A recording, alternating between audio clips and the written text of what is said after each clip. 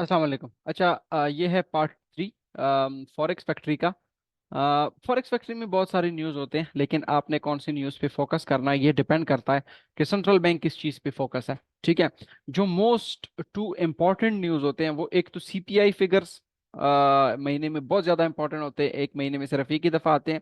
और इसके अलावा जो एनएफपी के फिगर्स हैं, जो नॉन फॉर्म पेरोल की जो रिपोर्ट है, वो बहुत ज़्यादा इंपॉर्टेंट है। First Friday of the month को जो है वो आती है, वो भी बहुत ज्यादा इंपॉर्टेंट है।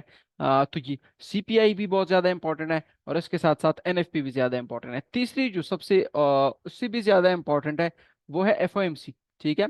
एफओएमसी की जो मीटिंग आती है तो वो टोन सेट कर देती है कि कौन से डाटा पे हमने फोकस करना है, कौन से डाटा पे फोकस नहीं करना।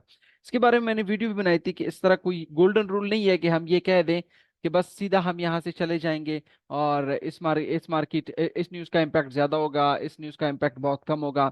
ये डिपेंड करता है कि सेंट्रल बैंक किस पे फोकस है। फॉर एग्जांपल, जब एफओएमसी की मीटिंग हुई और आप एफओएमसी का वो डाटा जो है वो निकाले, एफओएमसी आप सर्च कर लें, मीटिंग कैलेंडर एंड इंफॉर्मेशन पे आप क्लिक कर लें। उसके बाद अगर आप मई का जो स्टेटमेंट है वो ओपन कराते हैं यूएस के सेंट्रल बैंक का, तो यहाँ पे वो क्या कह रहे हैं? In recent months there has been a lack of further progress towards committee 2% inflation objective.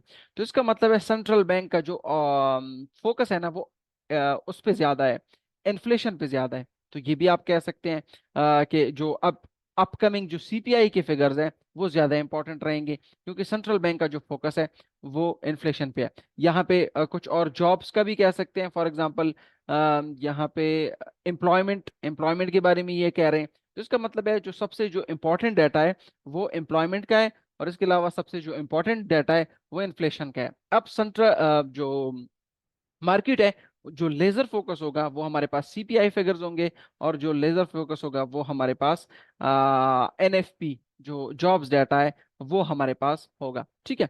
इसके अलावा यहाँ पे एक और भी हमें मेरे ख्याल से मिला था इन्फ्लेशन के बारे में।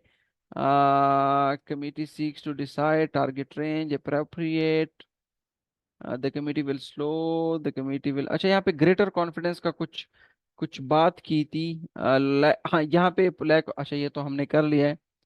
committee economic outlook or even to better place the committee coming data involving balance of risk। अच्छा, ये कह रहे हैं the committee does not expect it will be appropriate to reduce the target range, यानी committee expect नहीं कर रही कि हमने बैंक रेट के साथ क्या करना है जब तक हमें ग्रेटर कॉन्फिडेंस ना हो, ज्यादा पुरएतमाद ना हो, जब तक हमें ज्यादा यकीन ना हो किस पे, इन्फ्लेशन पे।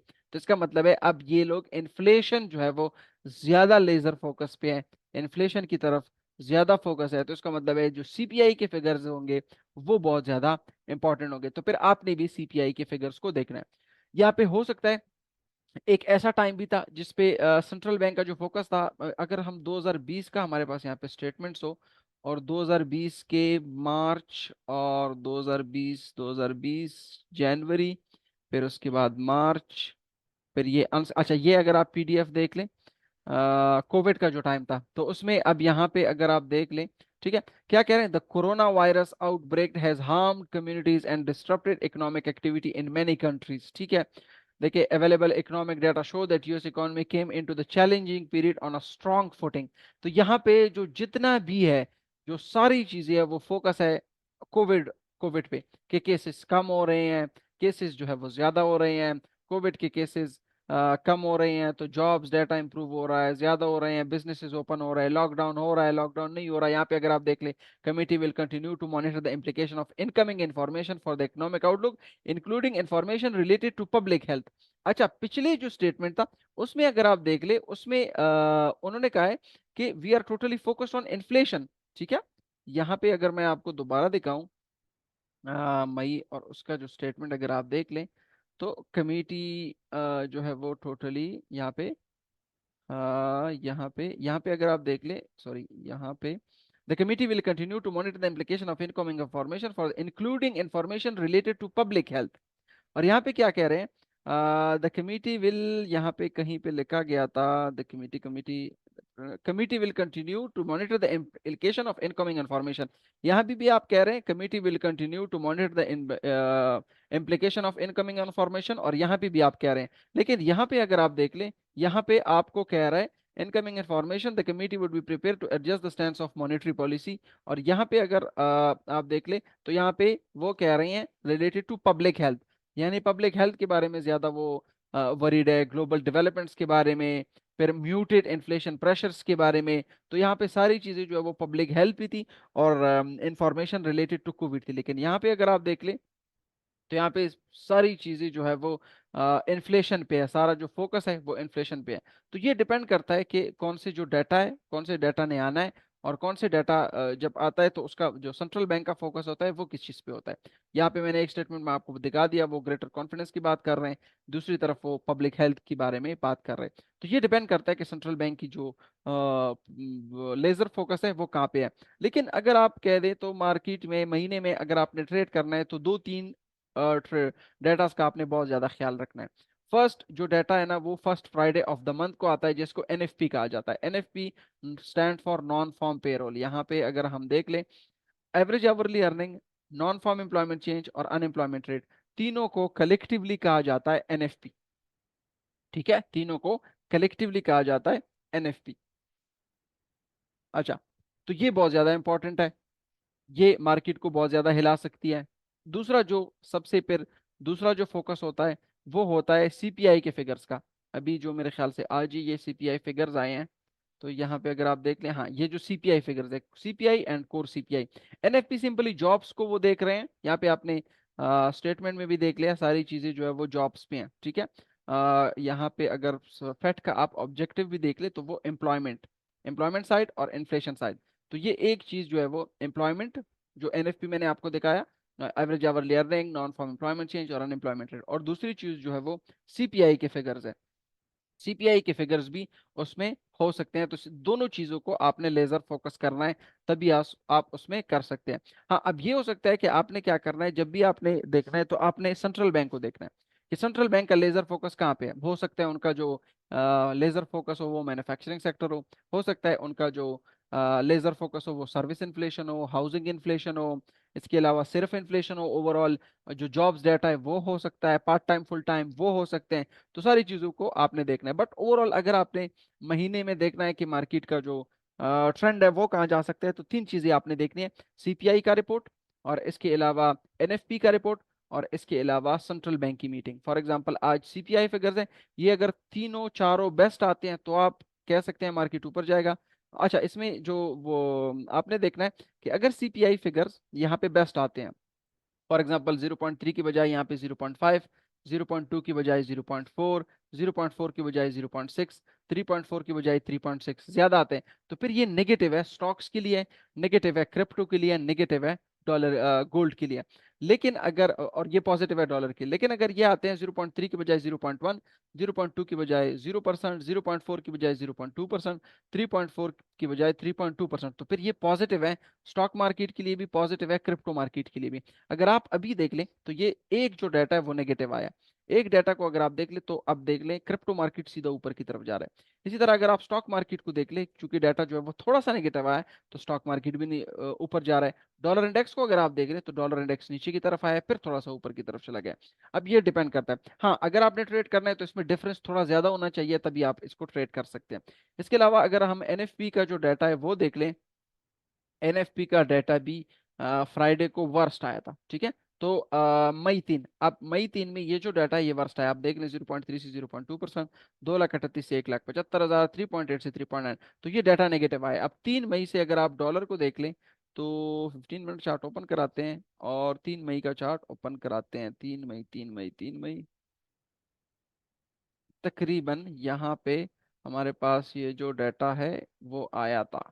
ठीक है, 3 मई के बाद सीधा जो मार्केट है वो नीचे की तरफ आया था। ठीक है, अभी जो है वो सीपीआई के फिगर्स आए हैं, फिर डाउन फिर अप। तो ये डिपेंड करता है कि मार्केट का जो लेजर फोकस है वो कहाँ पे है। लेकिन ये जो दो डेटाज है, एनएफपी और सीपीआई, ये मार्केट को ड्रास्टिकली चेंज कर सकते हैं, उसका ट्रेंड बना भी सकते हैं और उसका ट्रेंड बजा भी सकते हैं। मतलब मार्केट को बना भी सकते हैं, मार्केट को बजा भी सकते हैं। मार्केट बुलिश से बेरिश ट्रेंड में आ सकता है, बेरिश से बुलिश में आ सकता है। अब ये डिपेंड करता है कि ये जो डाटा आता है, फॉर एग्जांपल ये जो डाटा आया है, फिर उसके बाद आज जो सीपीआई के जो डाटा, सीपीआई के फिगर्स आए हैं, ये कैसे चेंज करते हैं सेंट्रल बैंक के एक्सपेक्टेशन को।